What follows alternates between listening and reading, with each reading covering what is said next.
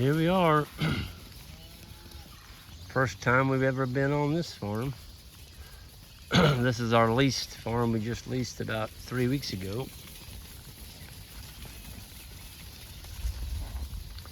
Man, there's a bunch of cows close to calving in here. Woo.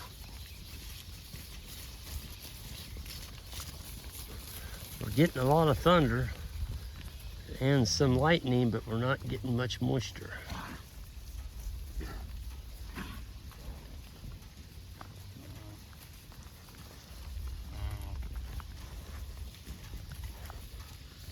Well, the cattle look pretty rough with all their winter hair coatings. Their summer hair coat is coming in, but they still have a lot of that straggly hair from the winter.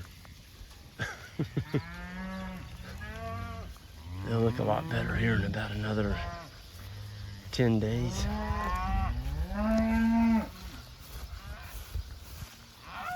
Pretty good grass. We were able to buy another 10 days before we brought them in here. 10 days ago, it didn't look like this.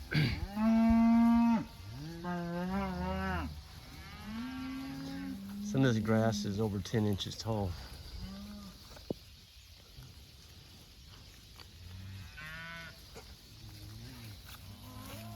Cows are gonna get a good fill this morning. We had 7 new calves yesterday.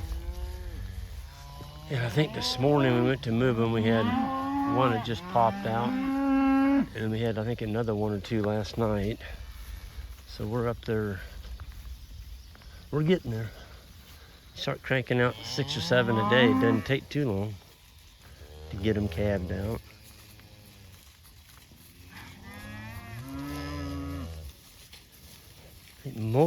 There's 2 or 3 calves in here that were born last night. We don't tag on the day they're born.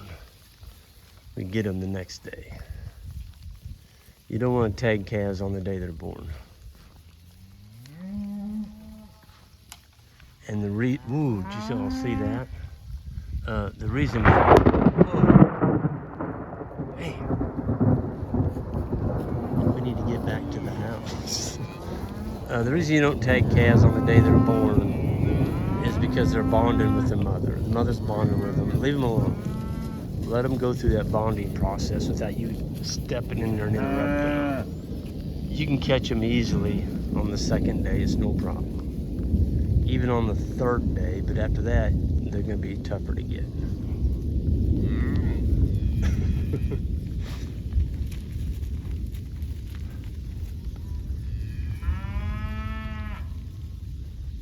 There's a little calf. That's a fairly new one. I don't think it has a tag. Yeah, it does. It's got a tag in its ear.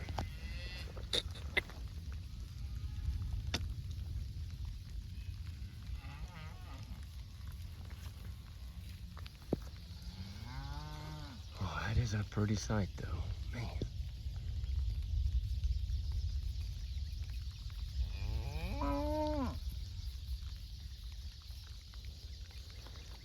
Love seeing red cattle on green grass. It just doesn't get any better than that, as my sister-in-law Julie would say. I'm telling you what, now we got some grass. This is gonna be really nice. See, this farm hooks onto the back of us, back there, through Dave and Sue. So we're basically gonna be able to make a big circle now and keep the cattle off the road, except for like a 1/4 of a mile. There'll be a few times we still have to make that 3/4 of a mile drive from here down, but it's gonna be nice. It's already nice. We set up 2 wires this morning to get here. 2. Normally it's 6. It takes 6 reels to do a cattle drive. This morning it took 2. And about 5 minutes. 2 people, or 2 groups. I was doing the gates, and Isaac and Ike were doing the 2 reels. And then Steve and Cindy came in last night, our lifetime lease owners from Texas, and he's our blocker this morning. And yeah, there's starting to be some leaves showing on those trees over there. It's a little bit slow, but they're coming. Isn't that a beautiful tree? Man, that is one of the largest wild plum trees I've ever seen. That's a wild plum. They don't normally get about half that tall. I mean, that's a big wild plum.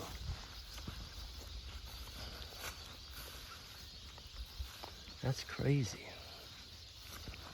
We've got a hydrant, thank goodness. We've got a hydrant. Right over there by that lake. There's a lake on the other side of those woods. And that hydrant is on pressurized city water. And then there's these drinkers, which aren't very good for big herds. They work fine for, well, we've got one of those over on the bull farm, and it's watering 64 bulls, and it's doing it quite easily. That one holds 20 gallons. So, but it's not gonna work for, 300 and some head, especially when it's hot. They all stand around waiting for a drink. So the boys hooked the hose on. I'll just take you over and show you our new water plate. And we gotta get the rubbers over, the rubber pads. I don't think they're on this tank because they're at the last farm. Yeah, we'll get them over here. The rubber pads on a day like today will save your sod, that the cows won't stomp a hole in your sod. They'll stomp on the rubber pad. See, this is a 60 PSI. And all we've got on that is a fake wire, just to keep the cow from stomping on her hose. And then the hydrant is on the other side of that fence, so we don't have to worry about the cows busting it off.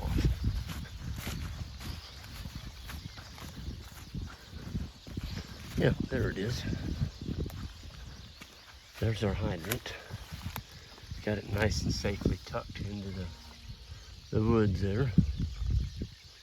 Boy, the turkeys this morning were gobbling. I didn't hear any right here, but all over our other farms, every time it thundered, and you have thunder, gobble, gobble, gobble. Thunder, gobble, gobble, gobble. Be quiet, maybe I'll hear one. Nope. This is gonna work good. We brought a bunch of 3/4 inch, 1 inch line. We're gonna run it under that fence, down that fence, and there's about a 30-acre field over here. We're gonna stick that water line right in the middle of that 30-acre field with a black 3/4 inch high density polyethylene pipe with a quick coupler on it. Kind of like I just showed on my videos on how to set up a farm. So we can just hook it right into that hydrant, run it down that fence, over, and get it out in the center of that big paddock over there. And then we can do a wagon wheel, or however we want to do it. A wagon wheel rotation. That's good water.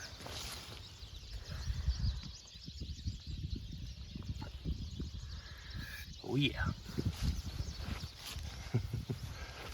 We got to get those pads in here. We got those great big rubber pads that go around here. The reason we put these on here, folks, when you have a big herd and they drink that tank down, let's just say 20 or 30 line up here and drink all at once, and you drink that tank down to where it's only like 4 inches of water in it, you'll come over here and find that thing flipped upside down. Then you got a wreck because the water does not shut off. It just sits there and runs. You got a big old mud hole. Cattle aren't drinking, you got a mud hole and a water bill. Three nasty things hit you all at once. The boys are bringing up the rear. I think I see somebody. Yeah, there is somebody up there.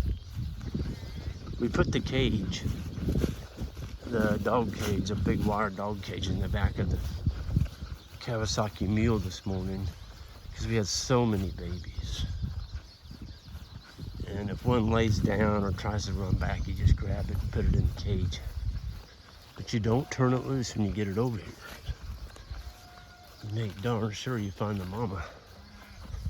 And then gently walk up to the mama and turn it loose. Yeah, they've got the gate shut up there, so we're good. We got them all. Cool. That was kind of a painless cattle drive. I like that. I like painless cattle drives. Oh, there's a brand new little guy. I think he was just born last night.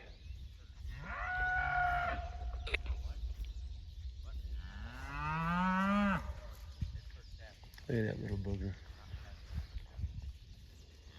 He's about 60 pounds. He gets on mama. He's gonna go to growing. This little heifer was bawling this morning from the house. I don't know what her deal is. She doesn't have a calf. She just bawls. She didn't even have an udder. I don't know what her deal is. Oh, look at those little calves go. Man. I tell you, the cows are pretty excited. They're pretty excited to be here on new land. That's a young first calf heifer. And yeah, she's a good one.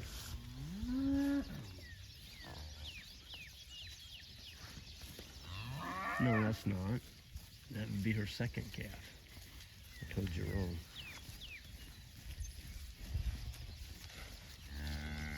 Well, there's no shortage of grass out here, I'll give you that. And I'm gonna sign off here and join up with the guys and we get those rubber mats put in here. And I hope we get a gully washer. We are in desperate need of some rain. They just had a drought monitor up this morning for Central Missouri, and I think for the month of April, which is not that late, but here in Central Missouri we've only had 4/10. So not even half an inch for the month, and we normally get 4 inches for the month. So I hope we catch up. Mommy, you got an awful pretty little calf. Yeah, got a little white spot on its foot. I'll be darned. Anyway, I'm gonna sign off. Everyone have a good one, and they're gonna see a bunch of you all at the grazing school.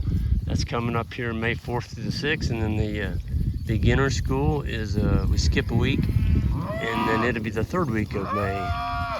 And we did have 3 people that canceled on the advanced school, so they're all 3 openings. Go to greenpasturesfarm.net to sign up if you want. Y'all have a good one, and we'll see you down the road.